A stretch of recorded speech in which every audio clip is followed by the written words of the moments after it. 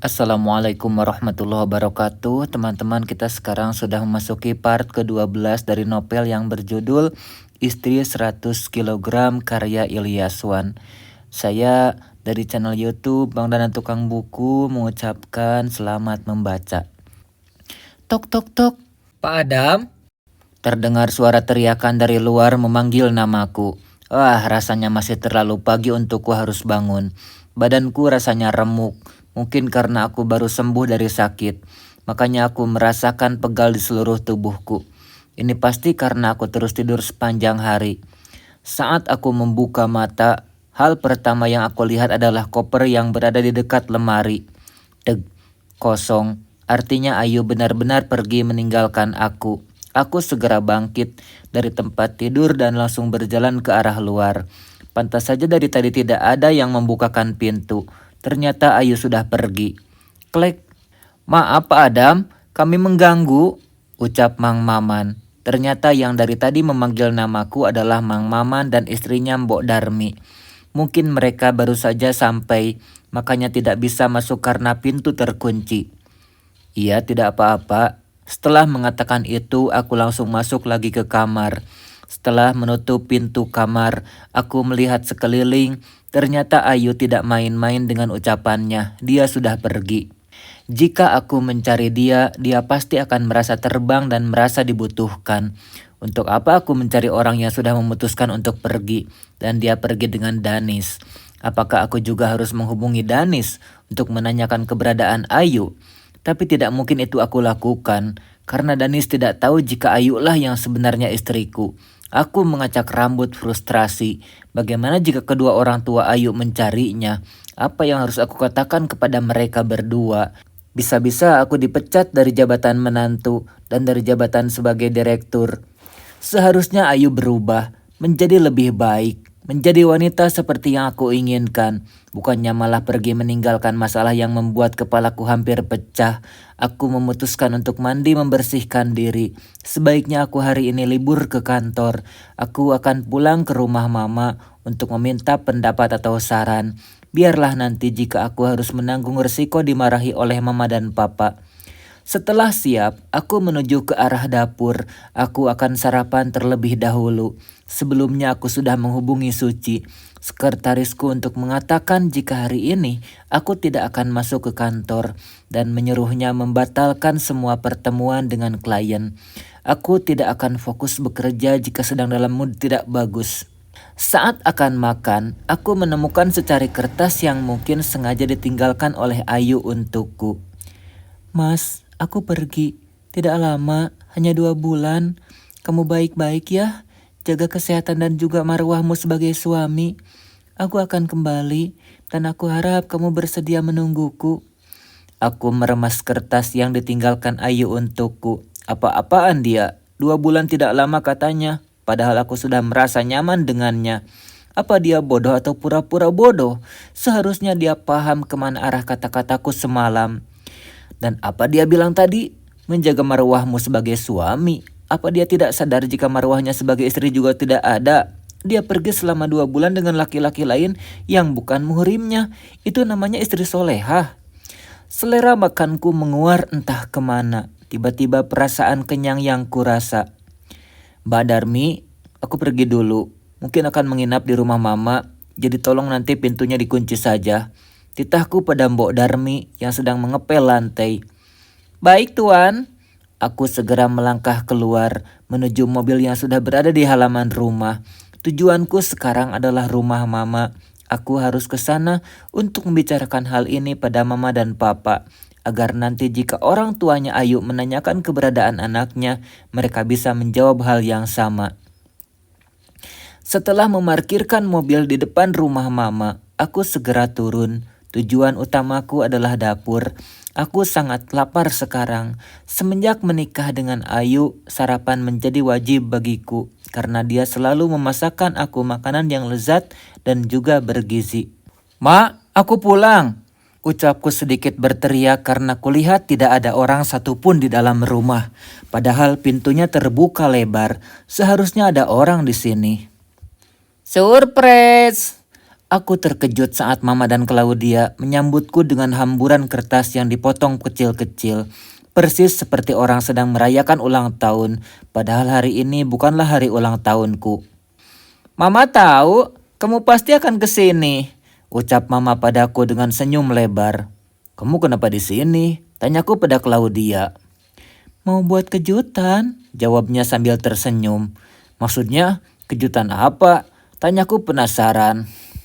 Mama yang nyuruh Claudia kemari karena kita mau ngerayain kepergiannya Ayu. Jawab Mama menjelaskan. Aku hanya mengerutkan kening tanda tidak mengerti. Bukannya selama ini Mama menyayangi Ayu. Kenapa sekarang malah merayakan kepergian Ayu? Kamu duduk dulu deh, biar kita enak ngobrolnya. Selak Mama lagi. Terpaksa aku menghentikan niatku untuk sarapan. Aku kembali lagi ke ruang tamu untuk duduk bersama kedua wanita ini. Aku gak ngerti maksud Mama gimana. Bukannya selama ini Mama menyukai Ayu ya? Sampai-sampai menyuruhku menikahinya dan mengancam akan bunuh diri. Berondongku dengan pertanyaan. Mama cuma akting saja itu. Mana mungkin Mama menginginkan punya menantu yang badannya sebesar gajah. Bisa malu Mama sama teman-teman arisan. Jadi ucapanku tergantung di udara. Habis sudah kata-kataku untuk mengungkap isi hati yang selama ini aku pendam. Maafkan Mama, Adam. Mama gak ingin keluarga kita jatuh miskin. Makanya Mama maksa kamu untuk menikahi Ayu. Sesal Mama padaku. Jadi aku ini hanya menjadi alat untuk Mama dan Papa tetap kaya dan bisa berpoya-poya. Sentakku frustrasi. Aku berharap Mama menggeleng dan tidak membenarkan pernyataanku barusan. Maafkan Mama. Aku menggeleng kuat, tidak percaya Mama tega melakukan ini padaku. Padahal aku adalah anak satu-satunya mereka. Yang penting sekarang kan kita tetap punya harta yang banyak, tidak jadi bangkrut. Lanjut Mama lagi tanpa rasa bersalah sedikit pun. Iya Mas, aku juga tahu kok kalau semalam itu kamu ngusir aku karena cuma akting di depan Ayu kan? Sambung Claudia. Akting apanya? Aku benar-benar mengusirmu Claudia, batinku bergejolak. Udahlah Adam, sekarang Ayu kan sudah pergi. Kamu bisa nikah sama Claudia, ucap Mama yang memegang tangan Claudia. Terlihat wanita yang masih menjadi pacarku ini tersenyum bahagia. Mama mikir gak sih kalau kita ditanya sama orang tuanya Ayu gimana? Mama gak takut kalau papanya Ayu bakalan cabut semua sahamnya di perusahaan kita? Tanyaku sambil menyenderkan punggung ke sandaran kursi. Mama terlihat tersenyum penuh arti. Aku tahu jika Mama sudah tersenyum begini pasti ada rencana lain yang sudah dipersiapkan sebelumnya. Kamu kan bisa menikahi Claudia secara siri. Gak akan ketahuan kalau kalian bisa menjaga rahasia ini baik-baik. Iya Mas, aku siap kok kalau harus berbagi suami dengan Ayu.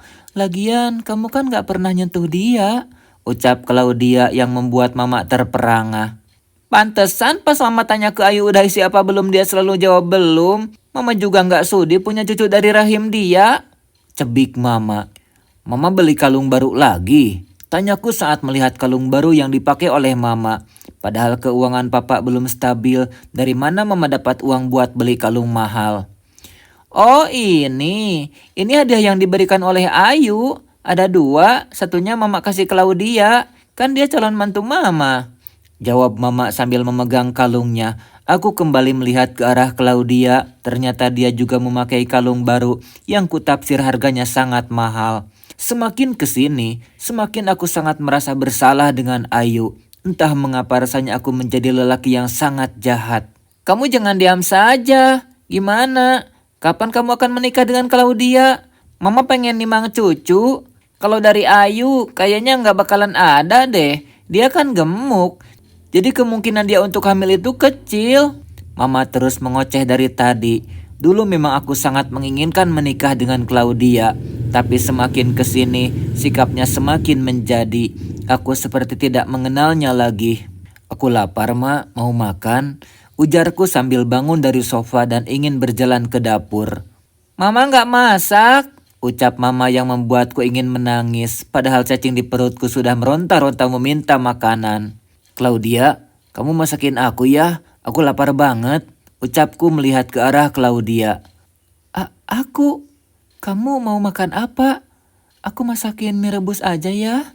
Jangan mie, nanti perutku kembung. Kamu masakin aku nasi goreng siput lah, titahku padanya. Dia melirik ke arah mama, tapi mama malah melihat ke arah lain.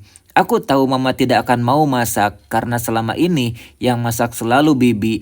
Dan semenjak bangkrut, semua pelayan di rumah ini diberhentikan oleh papa. Dan yang aku tahu, mama tidak bisa masak. Claudia panggilku. Iya sayang, aku masakin kamu sekarang ya, ucap Claudia. Kemudian dia beranjak ke dapur.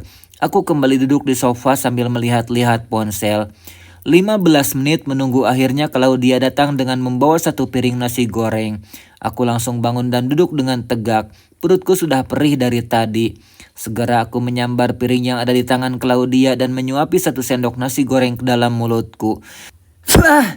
Aku meludahkan semua makanan yang sudah ada di dalam mulut. Rasa nasi goreng buatan Claudia sangat tidak karuan, asin, asam dan juga sedikit pahit. Mas, kamu gak apa-apa? Tanya Claudia khawatir. Air. Iya mas, tunggu aku ambilkan air. Kemudian Claudia ke dapur dan kembali lagi dengan segelas air di tangannya. Aku meneguknya hingga tandas tak bersisa. Rasanya ingin muntah. Kamu kenapa Adam? Tanya mama penasaran. Coba deh, mama rasa nasi gorengnya. Mama mengambil satu sendok nasi goreng dan menyuapkannya ke mulut. Dan sedetik kemudian dia melakukan hal yang sama seperti yang aku lakukan tadi. Nasi gorengnya gak enak ya ma? Tanya Claudia gusar. Mama tidak menjawab dan lebih memilih ke dapur. Mungkin mama mau minum. Kamu gak bisa masak ya? Bukannya dulu kamu bilang kalau kamu itu hobinya masak? Cercaku dengan banyak pertanyaan. Karena seingatku dulu saat chatting, dia bercerita kalau dia suka memasak. Makanya aku langsung menyukainya walaupun belum bertemu langsung. Masakan kamu jauh berbeda dengan masakan Ayu. Gumamku pelan, kemudian mengambil ponsel dan mencari nomor Ayu. Aku akan menyuruhnya pulang.